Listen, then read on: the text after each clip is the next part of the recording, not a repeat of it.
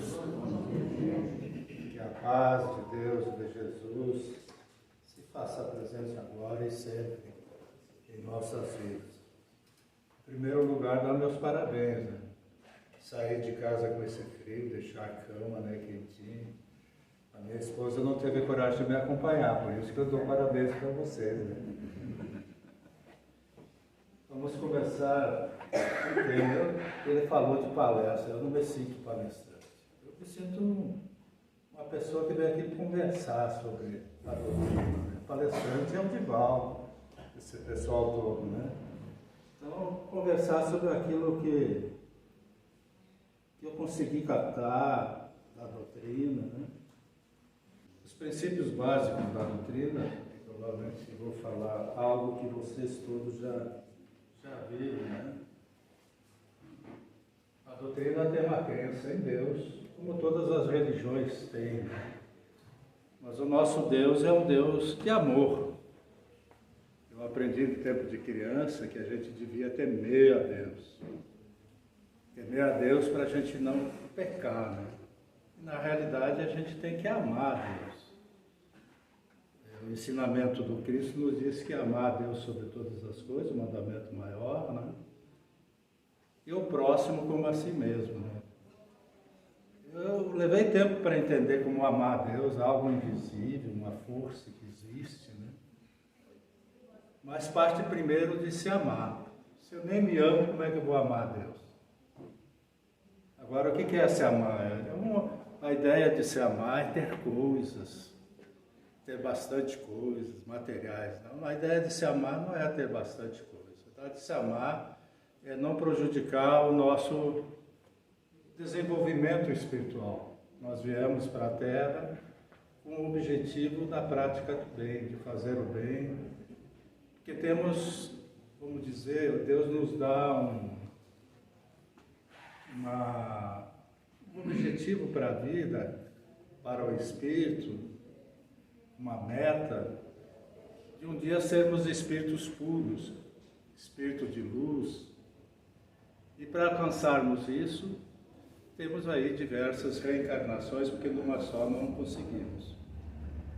Então, toda vez que eu prejudico esse andamento, eu não me amo. Isso é, toda vez que eu faço algo que eu tenha que reparar, consertar através das vidas sucessivas, eu retardo o meu desenvolvimento espiritual, porque eu tenho que consertar isso.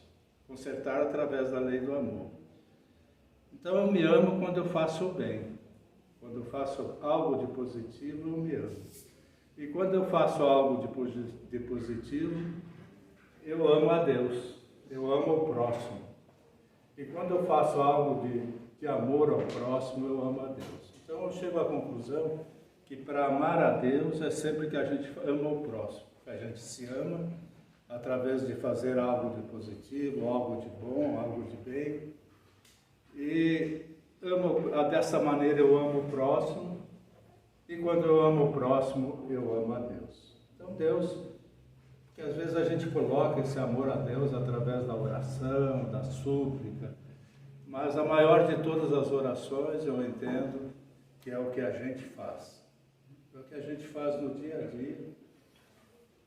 E faz no dia a dia, eu levei tempo a entender que a parte religiosa, ela trata de como a gente se relaciona. Às vezes nós criamos uma mística tão grande em relação a Deus, em relação à parte religiosa, que esquecemos que o fundamento dela é o que nós fazemos no dia a dia, nas nossas relações. E aí ficamos rogando a Deus para cá e para lá e esquecemos como é que nós nos comportamos perante os outros. Eu tenho uma pessoa que eu gosto muito e ela trabalha com um público bastante grande numa empresa e se relaciona bastante, faz essa parte de relacionamento com as pessoas, né? E ela diz o seguinte, que toda pessoa que chega até ela tem que sair melhor do que quando chegou.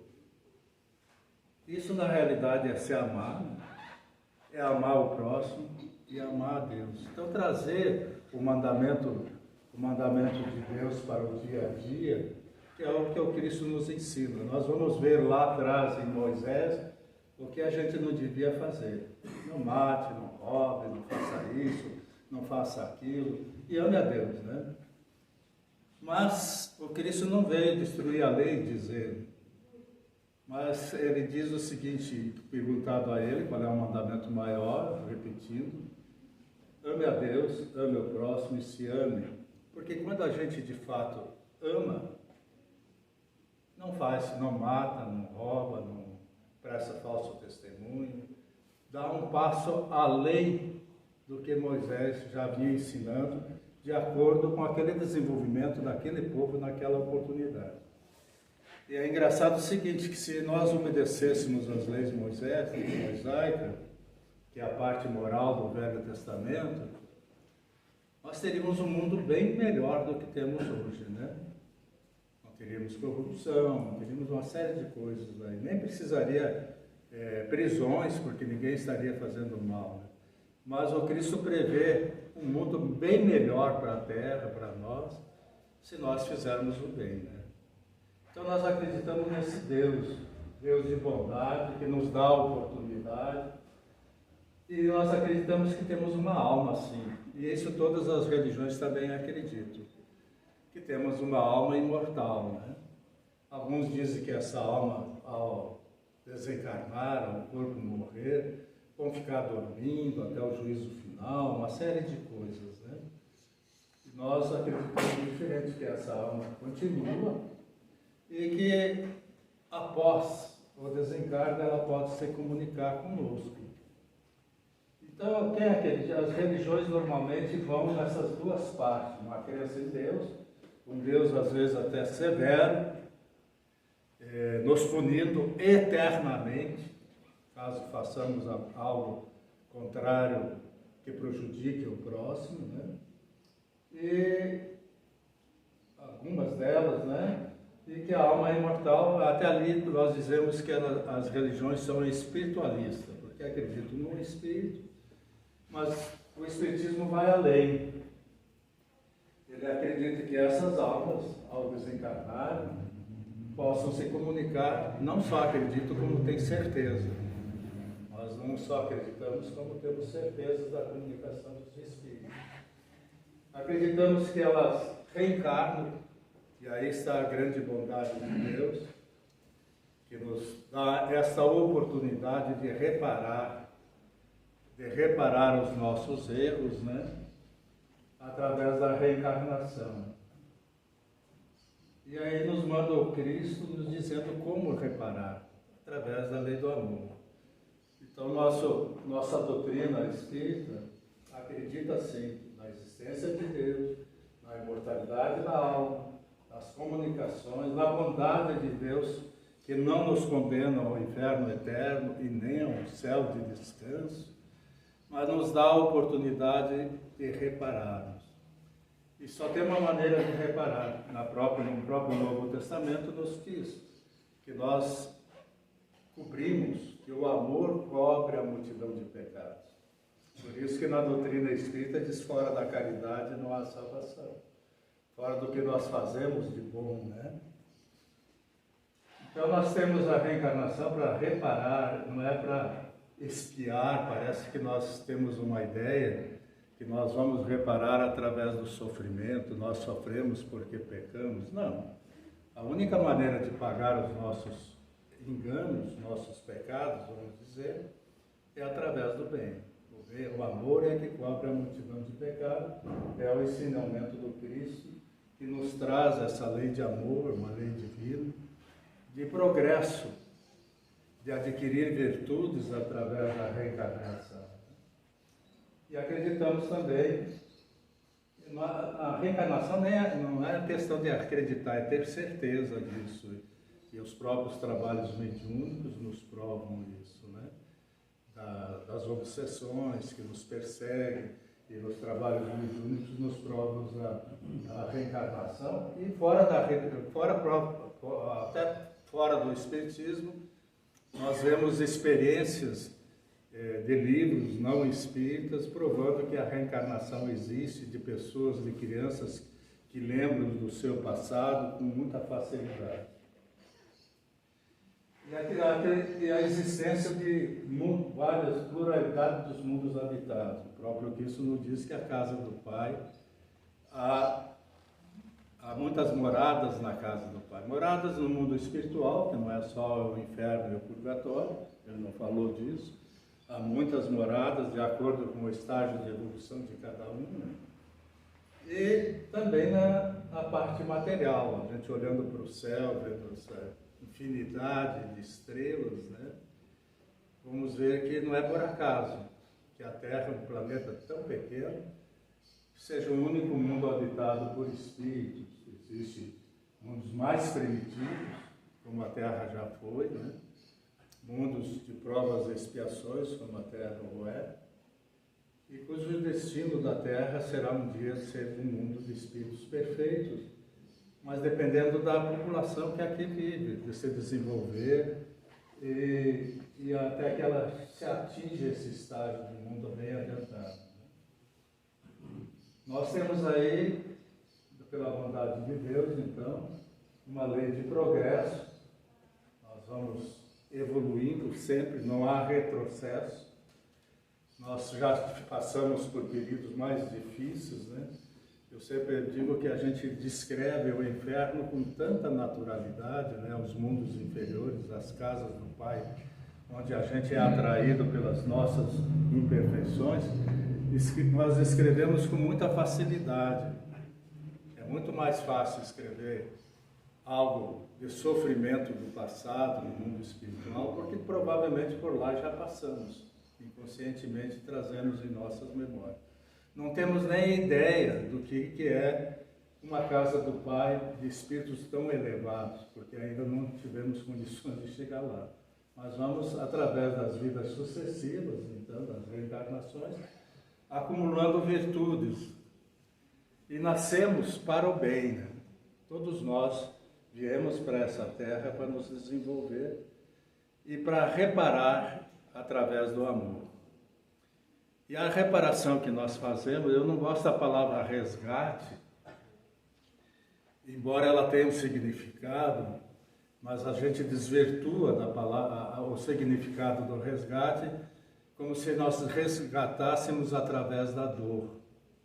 Nós resgatamos do passado algo que fizemos para reparar através do amor. Quer dizer, o resgate não é sinônimo de sofrimento, né? É sofrimento de consertar algo que fizemos. Mas esse consertar é de acordo com a nossa capacidade. Nós viemos para esse mundo, se acreditamos, temos certeza da reencarnação e que nós não perdemos o que adquirimos de bom, de virtudes, de experiências positivas. E como já tivemos várias vidas positivas do passado, nós temos, vamos dizer, um capital de bondade interior no nosso espírito que não se perdeu. Quer dizer, não somos pessoas do mal, temos muita coisa boa dentro da gente. Temos coisas que temos que consertar, com certeza, temos que reparar, né? Reparar, mas de acordo com a programação que foi feita no plano espiritual, em cima daquilo que já trazemos de bom, acima daquilo que já trazemos de positivo de vidas passadas. E senão Deus não seria de bondade e amor infinito, nos colocando obstáculos superiores às nossas capacidades. Nós viemos para esse planeta, vamos dizer, para essa reencarnação, com uma programação em cima deste capital de coisas positivas e em cima daquilo que nós nos comprometemos também a nos melhorarmos. É como se fôssemos para uma escola, no primeiro ano, adquirimos alguns conhecimentos. No segundo, eu já tenho aqueles conhecimentos do primeiro e as provas serão de acordo com os conhecimentos do primeiro, mais do segundo. E assim sucessivamente.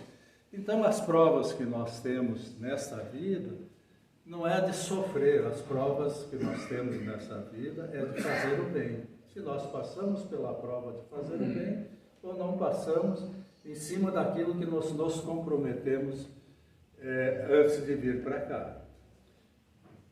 Claro que muitas vezes não passamos, não porque não temos potencialidades. Então nós temos que acreditar em Deus, mas acreditarmos em nós também, nas nossas capacidades. E às vezes a gente não o faz o bem, deixa passar a oportunidade. As pessoas falam por comodismo, eu acho isso uma palavra um tanto frágil. Às vezes eu sou mais agressivo até nesse sentido, e não gosto de ser agressivo, mas eu acho que muitas vezes nós deixamos de fazer o bem, de consertar algo, de fazer algo de positivo, inclusive nas pequenas coisas, nas coisas do dia a dia que nós estamos consertando. Não é por comodismo, até por preguiça, porque fora da caridade não há salvação, mas nós temos que sair, temos que nos movimentar. Moisés fala que nós não devemos fazer tal coisa. O Cristo fala que devemos fazer. Então o objetivo da nossa vida não é não fazer o mal. O objetivo da nossa vida, para que nós nascemos nessa vida, é fazer algo de positivo, algo de bom. Esse é o nosso grande objetivo. Em cima das capacidades, reprisando, que nós já temos. Claro que nós vamos desenvolvendo, à medida que nós vamos passando de ano, vamos desenvolvendo mais capacidades e, consequentemente, vamos reparando e consertando mais coisas. E cada vez que nós fazemos algo de bom, isso nos traz felicidade. Todo mundo já tem essa experiência de fazer coisas boas e ser feliz. Lá no litoral, uma vez eu fui fazer uma palestra, e a minha esposa foi junto, e ela me chamou muito a atenção. Porque eu disse que todas as coisas que a gente faz volta para a gente, que é pela lei de causa e efeito. Onde é que está essa lei de causa e efeito? Isso me lembra no tempo que eu ia no catecismo, e a Fleiria falava na época que o Cristo foi preso, no Monte de Oliveira e tal, né? E que chegaram depois que o Judas deu um beijo no seu rosto para dizer quem era o Cristo, né? E os soldados prenderam, porque ali estava o Cristo e estava Pedro também, né? E Pedro puxa a espada e corta a orelha do soldado, e o Cristo diz: embainha sua espada, Pedro, quem com ferro fere, com ferro será ferido. Isso quer dizer, nesse instante ele estava falando da lei de causa e efeito, que tudo que a gente faz volta para a gente. Volta para a gente para pagar, mas pagar com felicidade. É pagar fazendo bem, pela lei de amor. Essa é a lei que o Cristo nos traz. Eu costumo dizer que todo o ensinamento cristão, de repente as pessoas pegam a Bíblia, tentam decorar toda a Bíblia, esquecem do principal, que é o ensinamento do Velho Testamento, o ensinamento moral, que é os 10 mandamentos.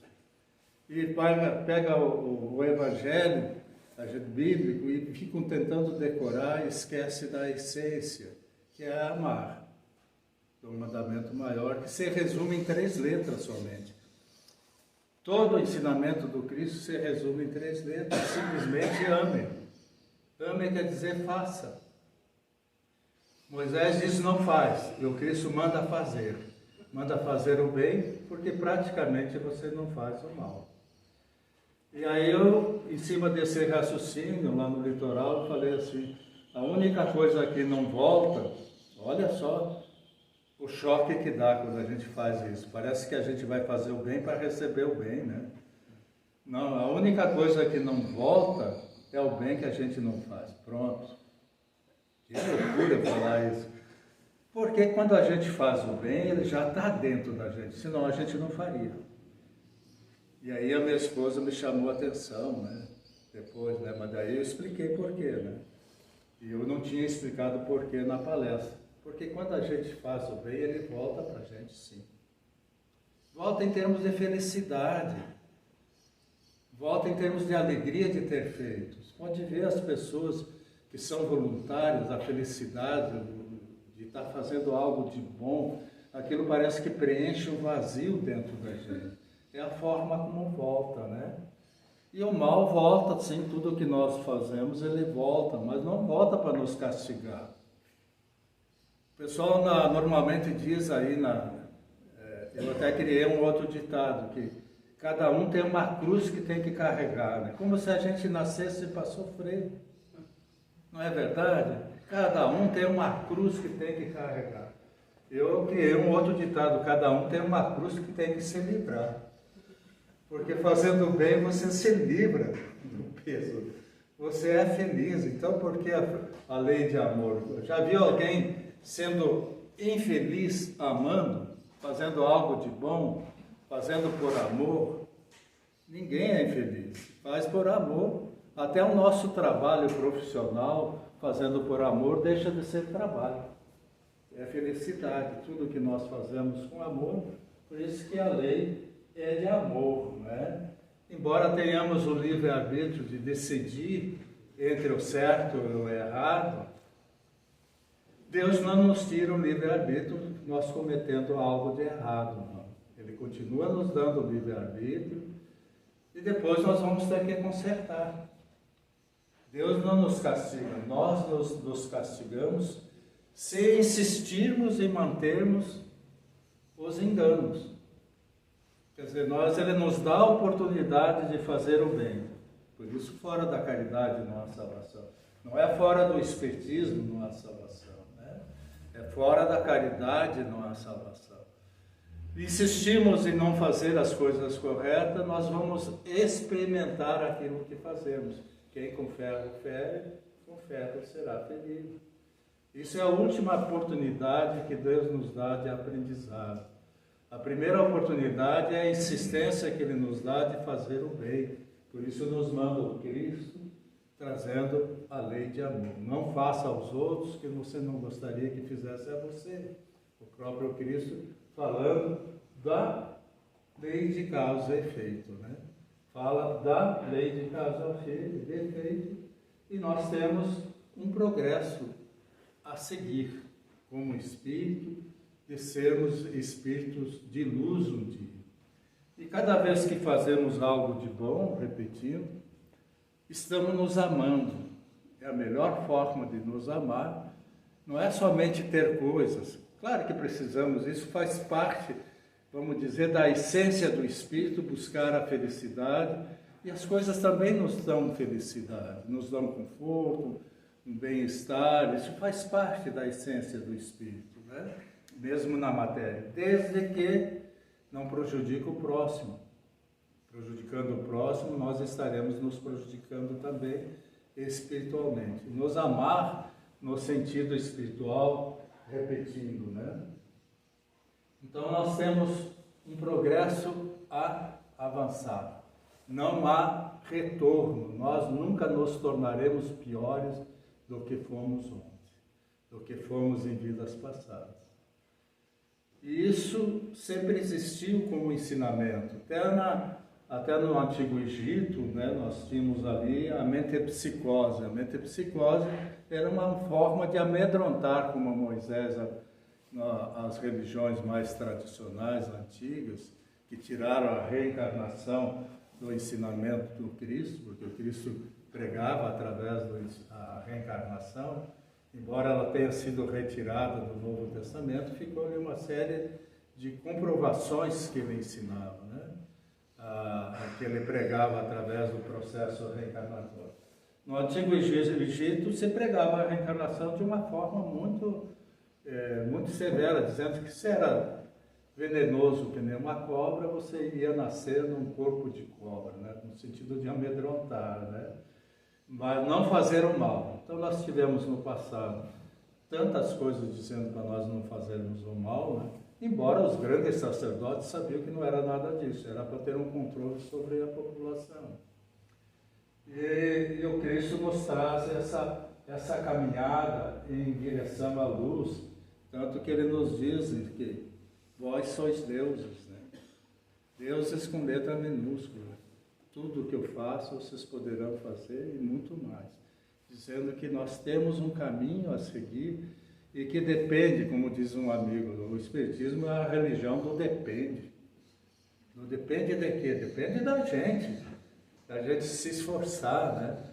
Sabemos que somos espíritos imperfeitos ainda, que erramos até inconscientemente, mas que depende do nosso esforço de superar inclinações que ainda não domamos do nosso passado. Teve inclinações que no passado foram importantes.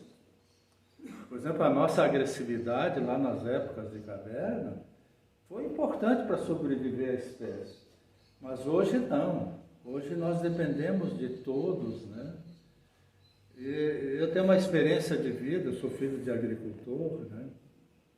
Sou 11º filho. Naquele tempo tinha bastante filho para trabalhar na roça, né? E torcia que fosse homem ainda, né?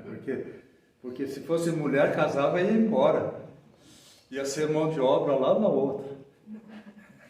E o meu pai foi muito feliz que teve 9 homens. Já trouxe 9 mulheres para o trabalho, né? As 3 irmãs foram morar com os maridos. Então era mão de obra mesmo. Mas o que você fazia naquela época? Isso não faz muito tempo, você vê como houve progresso científico, né? A gente plantava o trigo, plantava o milho, daí tinha um moinho lá trocado, até hoje existe esse moinho, com um primo meu tocando lá, com água assim, daí levava uma quantidade de milho, uma quantidade de trigo, trazia farinha. O açúcar, plantava a cana, tinha um cara lá que fazia o açúcar mascavo, o chique era açúcar branco na época, né? O refinado. Mas trocava por amônia, já trazia uma rapadura também, né? Levava a cana e trazia. Tinha fruta, tinha vaca de leite, que fazia o queijo, tinha o leite, tinha a horta, né? Tinha os arvoredos que a gente trepava pelas árvores. Então tinha tudo. E vendia o que sobrava, né? Mas só você comprava o que? O tecido, para ir na igreja no domingo, tinha uma fatiota, né? Diferente para ir para a igreja. E o sal. Nem o café não comprava porque tinha erva mate, se fazia mais o chá de erva, né? Mas hoje não. A coisa se especializou tanto, né? Que nós dependemos de todos. Todos dependem. A gente depende para comprar o tecido, para comprar o feijão, para comprar o arroz. Todo mundo está produzindo algo para nós. E nós estamos produzindo algo para o mundo também. Algo que é o nosso serviço, às vezes, de atender alguém ou de fazer algo, mas que depende de alguém, que as pessoas precisam disso, né? E às vezes nós temos essa ideia, então nós estamos num mundo que dependemos de todo. A pessoa que está lá no interior, plantando lá o seu arroz, seu feijão, hoje com máquinas produzindo bastante, né? Mas eles dependem também do que eu faço, depende do que nós fazemos. E nós temos ideia de que caridade é quando a gente faz aquilo, traz o feijão, traz o arroz, traz um cobertor para alguém que está passando frio, e é caridade material. Mas caridade também é o que nós fazemos até profissionalmente.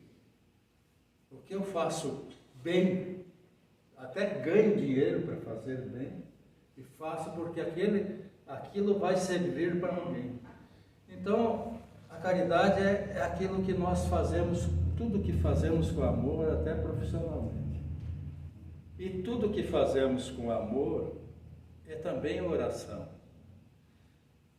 Oração não é somente aquele momento que a gente se concentra e eleva o pensamento, e é importante que a gente faça isso, né?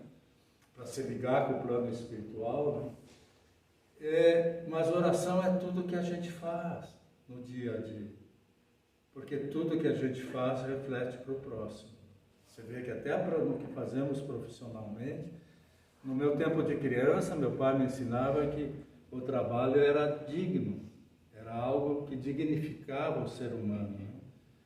Claro que dentro do Espiritismo também eu cheguei a essa conclusão, que o meu trabalho é algo que é dignificante. De repente a gente vê na sociedade uma propaganda contra o trabalho, como se fosse algo que a gente deveria não considerar. Então a gente vê pessoas que acham que é um sacrifício.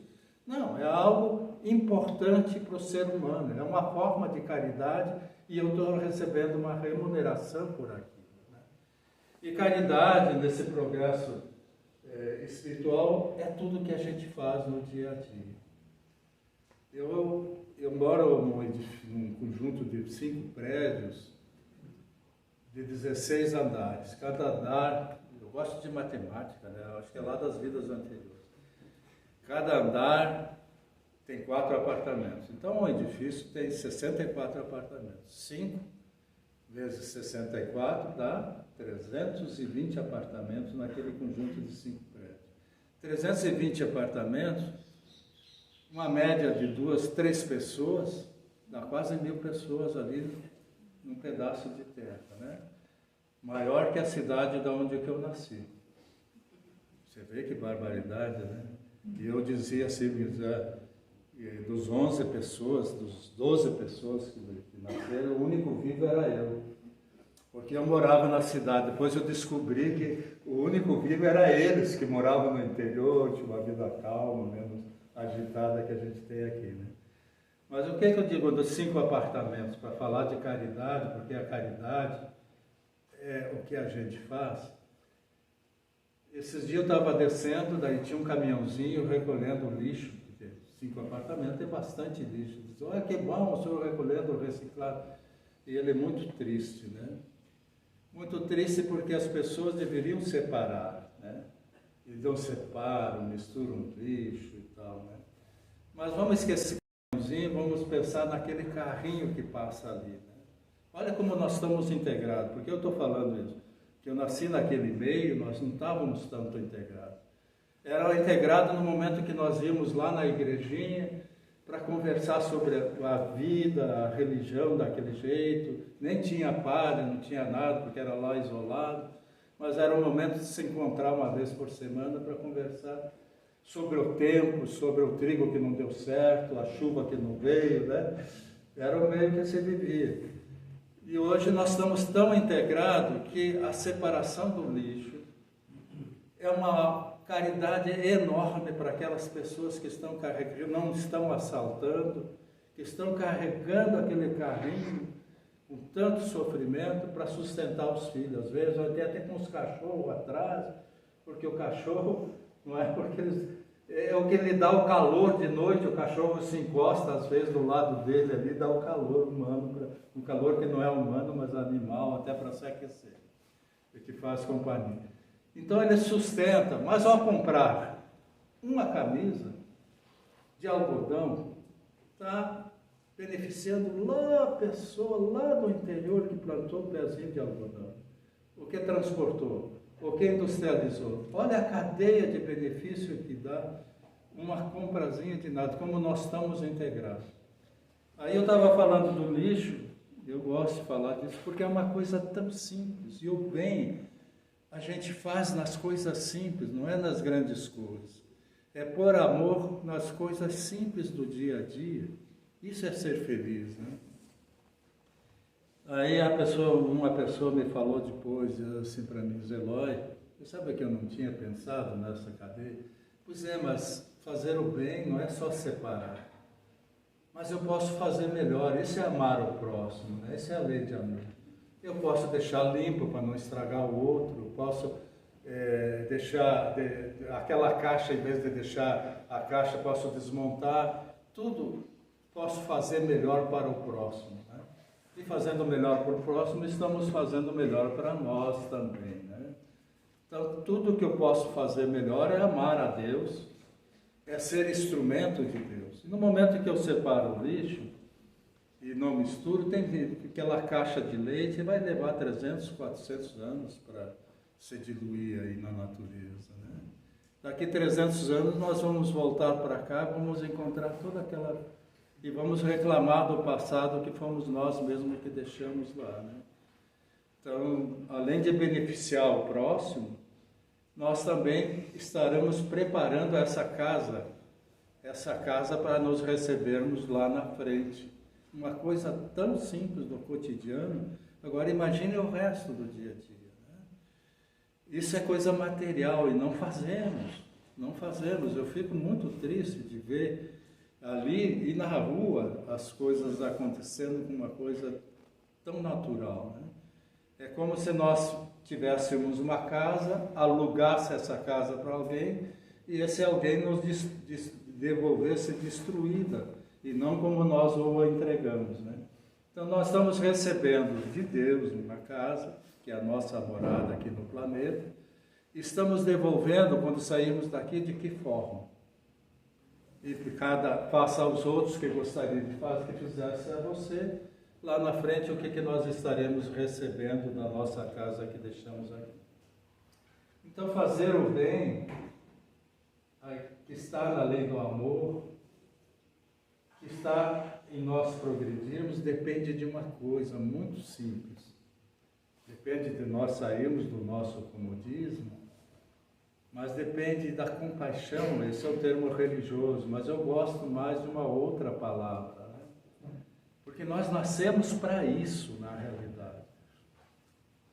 Depende de nós nos colocarmos no lugar do outro. Esse parece que não é tão profundo, né? Isso se chama empatia. Você não faz algo de positivo se você não pensar naquela pessoa que está empurrando o carrinho.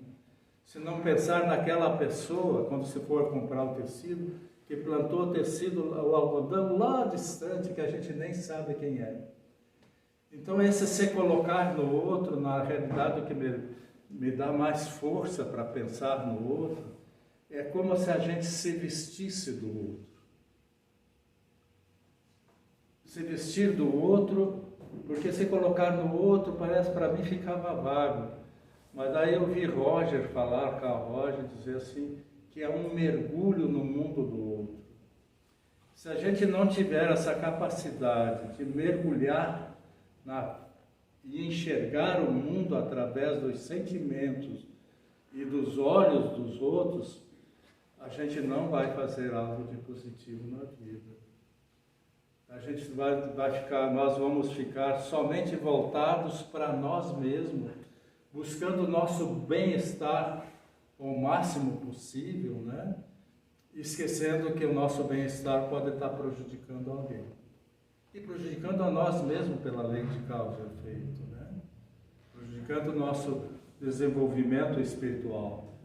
E quando nós não temos esse olhar empático, esse mergulho no que pode acontecer no próximo, né? Esse se vestir do outro, nós estamos muito voltados para nós mesmos. E nós dependemos dos outros. Não estamos mais naquela vida que eu estive lá no interior, que era feliz como criança. E podemos ser felizes agora também, né? Mas porque dependemos tanto dos outros e pensamos cada vez menos nos outros. E o sofrimento hoje é diferente. Nós temos aí, eu mesmo fui operado de um nódulo no rim, que o pessoal achava que eu tinha que fazer hemodiálise, porque um rim já não funcionava e tinha um nódulo terrível no outro, né? Fizeram uma cirurgia, não sofri nada, não precisaram me abrir, foram lá com uns negócios que enxergavam, tiraram o nódulo e tal. Então parece que o sofrimento físico foi superado através das anestesias, das conquistas, mas aumentou um outro tipo de sofrimento, um sofrimento diferente, que é o sofrimento da alma. Este é o grande sofrimento atual. E que me falta, que só tem uma maneira de superar esse sofrimento, que é justamente relacionamento. E a religião prega relacionamento.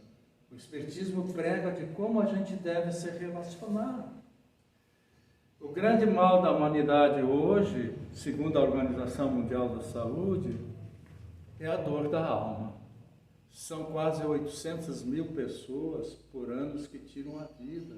a própria vida.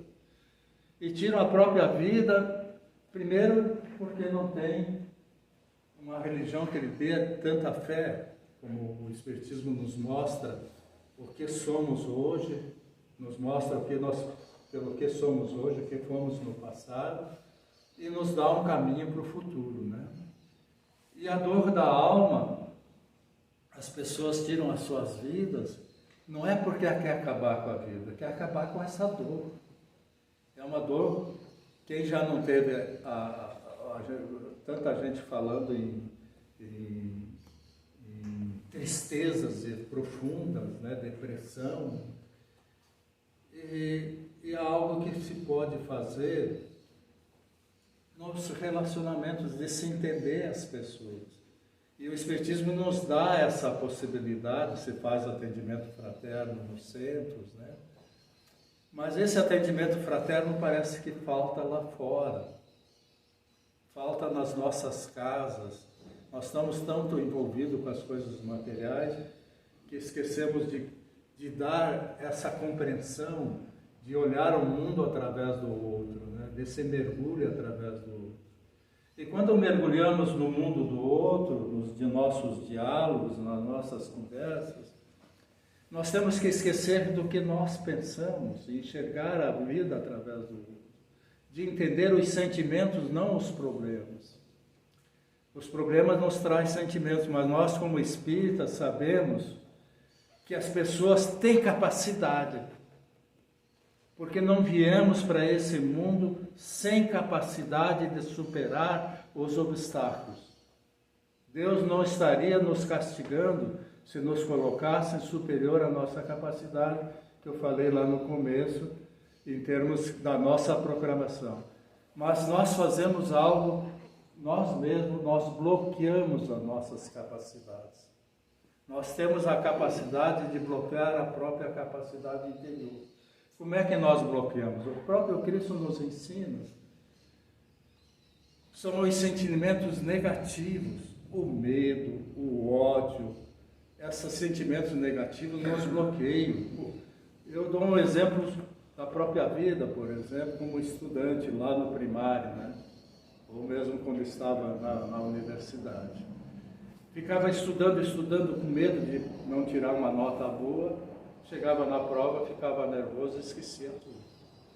Quer dizer, as emoções que nós trazemos conosco bloqueiam as nossas capacidades de tomar decisões mais corretas. E como é que nós desbloqueamos? Às vezes nós temos certos problemas, e todos nós já tivemos, por isso que eu falo aqui, né? Parece que esta é a grande caridade que nós temos que fazer no nosso dia a dia hoje. A grande caridade de entender o próximo. Nós giramos normalmente com um problema, perdemos o sono e ficamos girando sobre o mesmo problema. Quando eu vim para Curitiba, eu arrumei um empregozinho e tal, ganhava, mas eu queria um emprego melhor. O que eu vou fazer? Eu vou estudar. Daí arrumei um emprego e sobrava tempo, daí o pessoal saía quando sobrava tempo. Eu era do interior, muito tímido, né? Me escondia atrás da porta para não poder falar, que nem eu estou falando agora. Aí eu abria a gaveta e ficava estudando, pensando em fazer um concurso para passar, né? Eu dou esse exemplo de uma coisa simples. E aí eu pegava e dizia, não, quem reprova em concurso é matemática. Eu vou estudar matemática. E ficava num problema a manhã toda enquanto não resolvesse. Aí chegou de tarde um colega disse, e aí Eloy, como resolveu bastante problema? Não, fiquei num só e não consegui passar para frente. E ele não entendia nada de matemática. E eu comecei a explicar o problema. Daí quando eu comecei a explicar, achei a solução. Então quando a gente desabafa, que conversa, a gente sai do círculo vicioso das ideias que a gente estava para explicar para o outro.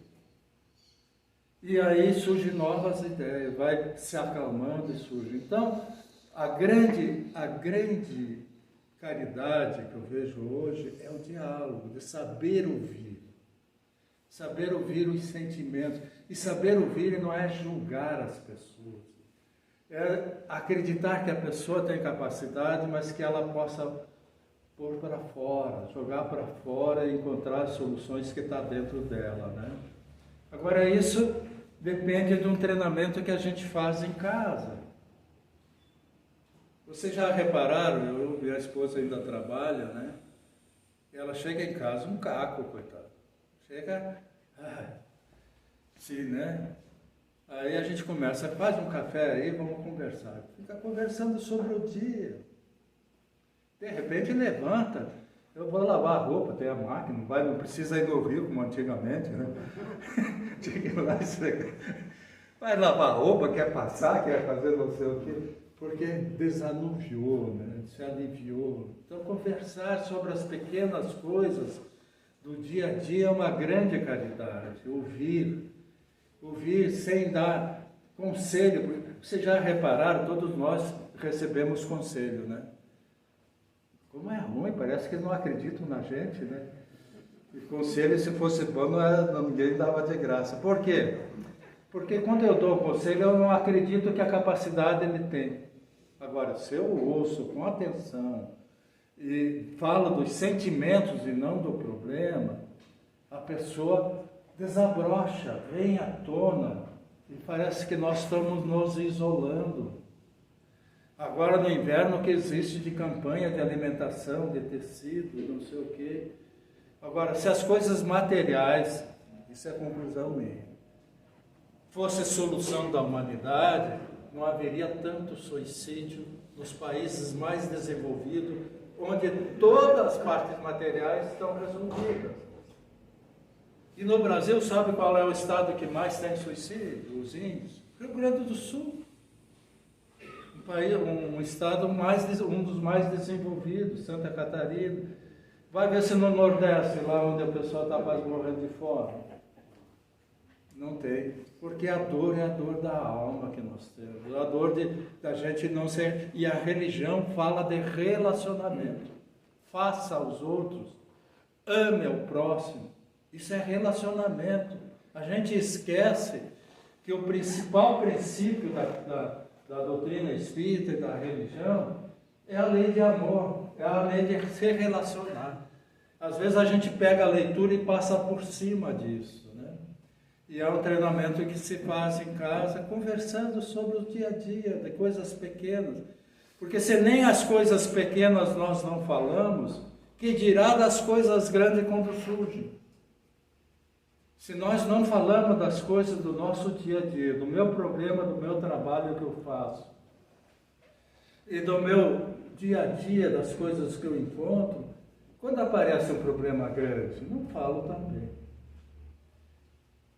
Tem um amigo que diz o seguinte: quando duas pessoas se encontram na rua, cada um trazendo um pão, e vão embora falando do pão, só leva um pão.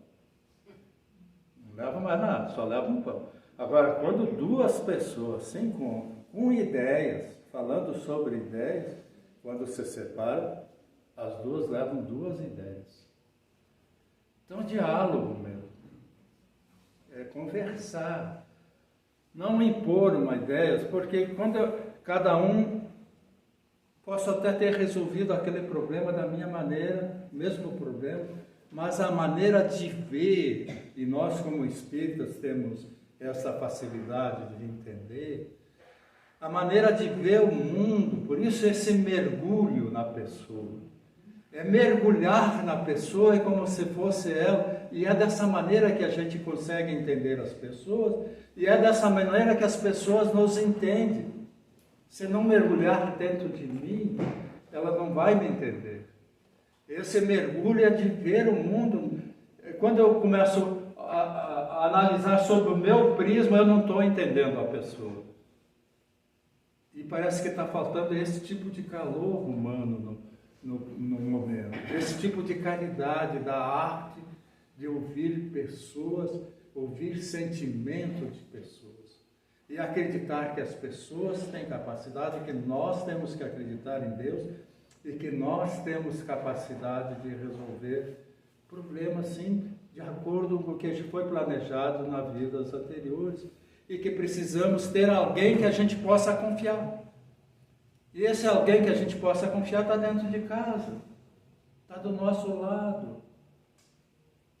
Às vezes a gente não pode abrir o coração para uma pessoa que a gente não conhece, né? Então nós temos dentro de casa essa possibilidade de conversar, aprender a dialogar. Há um tempo, desliga a televisão, deixa de assistir o tal do Pantanal ou coisa parecida, e dá um momento para a conversa. Amar é isso. É termos esses momentos de dialogar, porque esse é o grande mal, é o isolamento.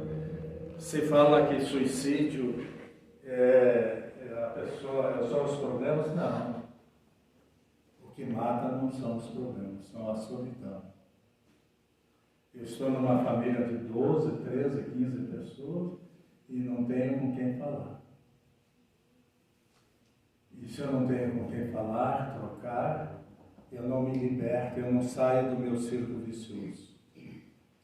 Eu não estou nem falando das consequências do suicídio, né? Estou dizendo do mal que existe na sociedade, né?